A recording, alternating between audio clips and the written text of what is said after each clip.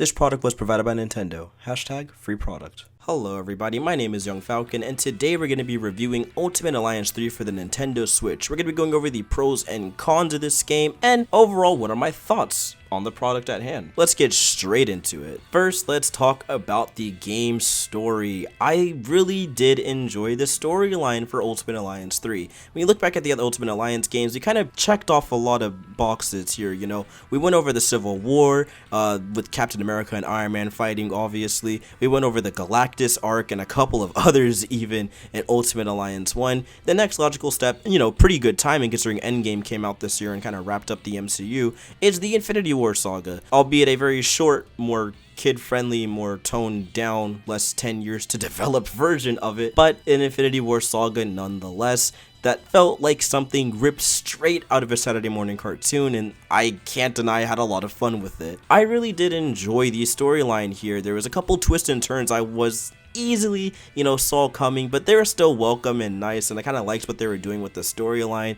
so they didn't really bother me too much. The ending was honestly okay. I didn't have any gripes with it. Saw some people complain about it, but I thought it was fine. Again, it was really corny and cheesy, and I was fine with that completely. The actual character interactions was what surprised me the most, as characters interact a lot in this game. I'm talking yelling out special attacks, talking to each other on the intercoms when you're, you know, fighting, depending on who you bring into your team. Sometimes they talk to each other, talk with each other in combat. Sometimes they're talking over the intercom, depending on who you bring into the game, which was a really cool touch. You know, depending on which heroes you choose, you know, some are going to talk on the intercoms when they have to, you know, deliver exposition or whatever it may be, and some will actually talk to you in your team or talk to people on intercoms depending on who's all in your current party. So that was one of the really cool things about the game, because it shows they were really, you know, thinking that extra step ahead. They're putting a lot of love and care, and you saw a lot of that throughout the game overall, which we'll get more into the presentation. But in the storyline, they really did put a lot of love and care into, you know, all the characters and everything that was presented. A lot of character interactions are there, especially when you go to these shield checkpoints and kind of talk with everyone, catch up with each other in the hub worlds, you know, level up your character, talk with the other members that are in your party, and just really have fun, you know, just chill out, listen to what they got to say, hear some funny jokes. It was really good. Overall, I thought the storyline was something that really, you know, made me miss those kind of Saturday morning cartoon days. You know, your Spider-Man's coming on TV, your X-Men Evolution or whatever it may be, and just kind of playing those storylines out and having a blast. It's not nearly as in-depth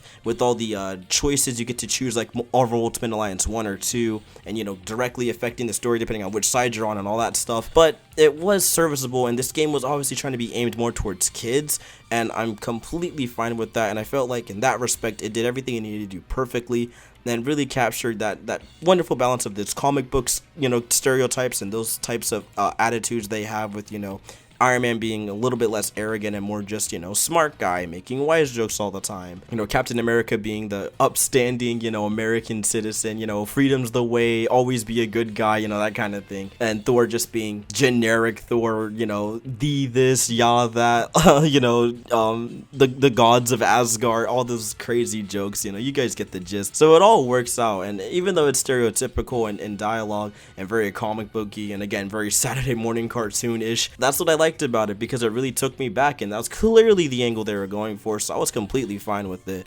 And it just had a lot of fun moments, and I had a lot of fun with it, so storyline was on point. The presentation was also something that surprised me, that was absolutely on point. The comic book aesthetic, the whole cell shading they did was really solid. A lot of the character designs are great. Something I really loved is how they kind of mixed in those comic book Marvel designs along with the MCU designs, and really just kind of pandered to both parties here. And again, like, you know, the Saturday morning cartoon crowd really got in on the fun too, as they kind of just took a little bit of everything from each different, you know, big Marvel thing out right now and combine it all into this really great game. You know, you have the comic book style suit for Miles Morales, and the Wasp just kind of got her Marvel comic book suit, and then you got other characters like Ant-Man, who's more of a background character, and, you know, he has his more, you know, MCU look, you know, the one we've always seen for a while in the movies and stuff. So, and even Ultron and stuff like that. So they do a really good job of meshing both the Marvel comic books and the Marvel Cinematic Universe, and that's always a welcome change. The graphics are great. It runs at 30 FPS, and the camera angles are usually never getting in the way of things. and it never really drops frames unless there's extremes amount of stuff going on screen at once, and that's happened to me a fair amount of times. But overall, I don't really get any frame drops. The game looks fine. It really could use a little bit of anti-aliasing, but that's neither here nor there. You know, enemies all look good. It's just a, you know, fine looking game enough. It's got a decent art style to really carry it. However, the actual world / level design is where things kind of get a little tricky. I do wish the level design was a bit better. Everything's really linear here, which is good for the most part because you're kind of going from place to place and just beating things up and, you know, completing a couple of small puzzles that aren't too difficult but aren't too easy either. Like, they're very mash to win. There's some puzzles where you can just kind of mash the interact button and unlock it in a heartbeat, which is a little bit on the dumb side. But there also are fair few combat oriented puzzles where you have to like pick up a certain item and make sure you push it to the right destination or something like that. So it's mainly combat focused when it comes to puzzles, as mostly everything is in this game, but it gets the job done. It just could have been done, you know, slightly better. Another thing I do have an issue with is, again, it's really linear. It doesn't feel like there's as many chances to explore, to pick up collectibles, and that's mainly to the fact that they don't have a lot of cool collectibles in this game, like comic book pages or archival posters or, you know, chronicling the characters' backstories or anything like that. And that would have really went a long way for this game, especially with how many characters that are added that kids may not know about. But, you know, they didn't really go that far, and that's a little, you know, little heartbreaking, especially as this game is such a love letter to Marvel fans. I do wish they kind of went that extra step to include some more unique collectibles that aren't just, you know, the same old ISO 8s that you get to just level up your character. Really do wish that they added some cool collectibles, because that's a huge bummer that they missed out on here, and it would have been a great thing to maybe, again, open up some more interesting levels, you know, have more interesting pathways to follow or puzzles to solve so you can reach those collectibles, so you can learn about characters or get a cool poster or get that comic book panel and do what you need to do to just really immerse yourself in the Marvel world. And I feel like that would have been a welcome change to the gameplay, at least in Marvel Ultimate Alliance 3. Speaking of changes, the gameplay is something that hasn't changed too much. You have your abilities as per usual on your 4 face buttons, your typical movement and dodges, and switching between 4 heroes with the D-pad, all the standard stuff. Light attack, heavy attack, you guys get the gist. Been here, done that. But the one thing I really do enjoy is the whole stagger system and synergy link combos. Now, synergy links aren't anything too new. They were in Ultimate Alliance 2, but more so as a big finisher move when it came to comboing with other people. It wasn't something you throw too often until more mid-later game because you had the MP to spare for it. Here, it's like from the gate, they want you to synergy link like literally everything. If you're not synergy linking it, you're getting mollywopped, you know what I'm saying? So synergy linking is a humongous tool they want you to use. I really did enjoy using the synergy link to just release the most devastating combos, and towards the middle of the game, you are absolutely decked out with a lot of MP and things to use and abilities to unleash. However, that being said, you also run the risk of using way too much of it, because your ability points, you know, kind of scale depending on how high of a level you are. So the higher you go in levels, the more, you know, ability points you're gonna have to put into your abilities, and that costs more MP as you go along. So there's a little bit of a balancing curve there to make the game, you know, fair. But the enemies are definitely no slouch here, and you're really going to want to use the screen clearing things, because gosh darn, some of the bosses get absolutely ridiculous. Staggering and comboing is really great, because once you stagger an enemy, you can call on your synergy link and do a cool ultimate attack that stuns an opponent. Then you can unleash the absolute devastating combos on people, and it's really fun.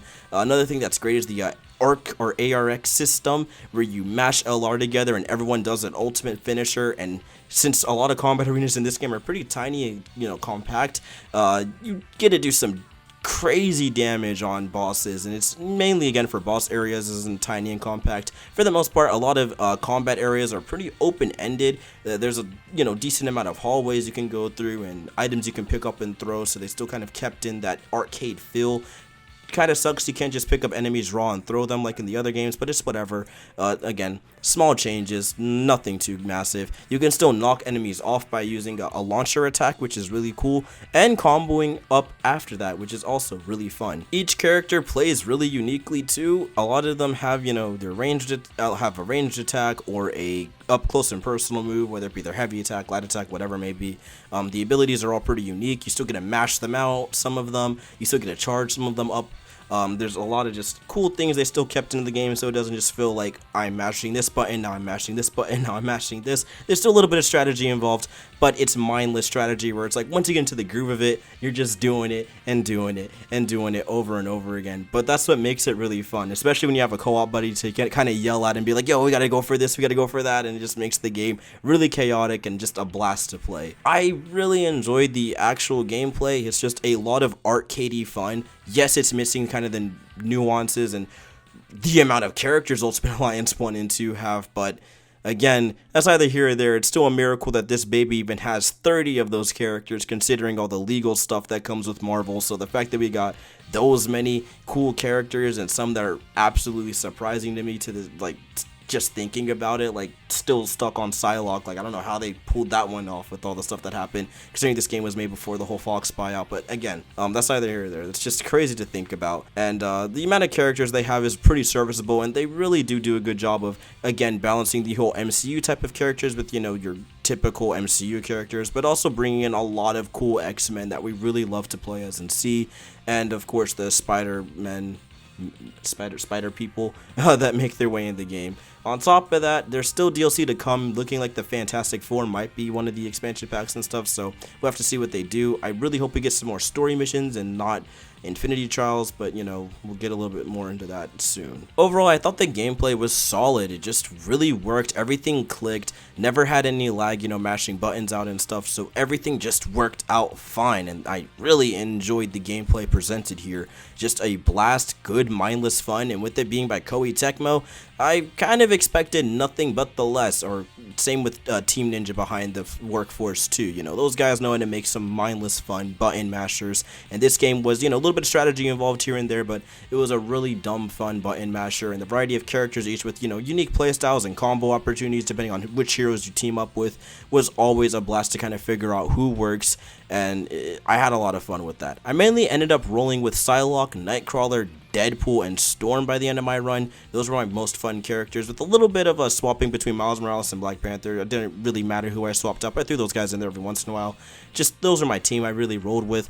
All characters were pretty fun, especially the heavy hitters like Luke Cage and the Hulk. Those guys were great, and it's just really nice to have a big tanky guy on your team. There's just a lot of good, dumb fun you can have here, and bringing in a couple of your friends and just running through this game in a weekend is always a welcome thing in this type of industry, so I'm fine with it. The game only took me about 10 to 9 hours to beat. It wasn't too long at all. You know, it was pretty short, all things considered. Didn't really do a lot of the Infinity Trials and stuff. I did like 2 of them or something like that, but I'm sure with, you know, the amount of replayability that comes with the game and even unlocking some of the heroes through Infinity Trials, there's a lot more content for you to, you know, sink your teeth into. The Infinity Trials were fun for the most part from what I've played and what I've seen. It's just small little arcade challenges essentially, and since the game is one giant arcade game to begin with, I'm completely fine with that. And with the gameplay that was presented, running in there with a couple of friends is going to be a blast, trying to, you know, clear the gauntlets and unlock all the characters and just have a blast and that kind of thing. Overall, I thought Ultimate Alliance 3 was a pretty good game. You know, the presentation was solid. I like the graphics, the art style was nice. Yeah, the level design could use a bit more work, but traveling through the worlds was still a lot of fun. The characters were all cool to see interact with in so long, and it was also a really good time playing the game itself. The combat was just way too much fun, knocking enemies up and throwing them off ledges, and, you know, using your ult attack to completely annihilate everything around you. Always a good time. Playing with friends, of course, is just a great game to just pull up to and have mindless chaotic action go on the screen and just yelling at each other and watching a pretty fun Saturday morning, you know, cartoon story play out, which was always a plus in my book. That's always going to be a plus in my book. The music was also surprisingly good, you know, got things done. Wasn't anything I'm putting on the iPod, but there were some bangers, a little bit of techno in there too. There's a little, you know, interesting mix of soundtracks, but, you know, I'm shocked. It thoroughly was a really interesting mix of sounds that I thought worked out pretty well for this game. And overall, I thought it was worth the $60 price tag. I mean, it may be on the shorter side, but with the amount of replayability that comes with it and the amount of characters and interactions, and if you have friends to play with, you're definitely going to get every bit of your money's worth. And with the, again, the Infinity Trials that come with it, it's a really good time, and I highly recommend you don't pass this one up.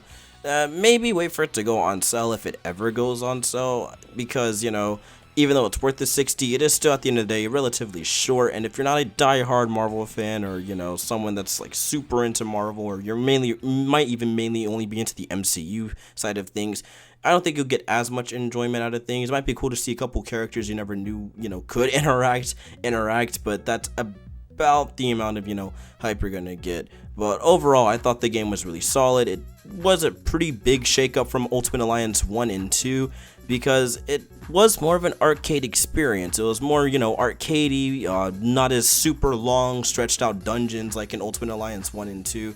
And I thought that worked to its favor. Very narrow, very linear hallways, kind of go here, do this, go here, do that, level ends, right? Versus something like Ultimate Alliance 1, which was sprawling like 10 to 15 hour just dungeons where you're going through room after room after room of just side quests and mini missions and then main missions and all this crazy stuff. Because oh boy, replaying that game was something else. It had a lot of extra stuff. But overall, I thought the game was pretty well done, and Ultimate Alliance 3 it was worth it. It was a good game, so I highly do recommend it, as long as you're willing to accept the fact that's a pretty big shakeup from Ultimate Alliance 1 and 2, and it's more for tailored for kids and just kind of dumbed down. And you know what, I'm fine with that. I liked what we got here. It was a really fun arcade beat 'em up, looking at it from that angle, which it clearly was trying to be, and it's small little RPG elements presented here were a lot of fun to toy around with. So pick up the game. I think you're gonna have a blast with it, and if you're looking for a summer Switch game,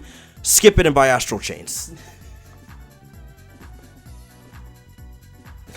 Or Fire Emblem Three Houses, I'm sorry.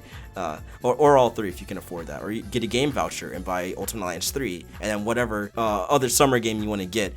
What I'm trying to say is pick up any three of these games, because they're all going to be great. And Ultimate Alliance 3 was a pleasant surprise. I'm Young Falcon signing out. Hope you guys enjoyed this review. I'll see you guys next time. Have a good one.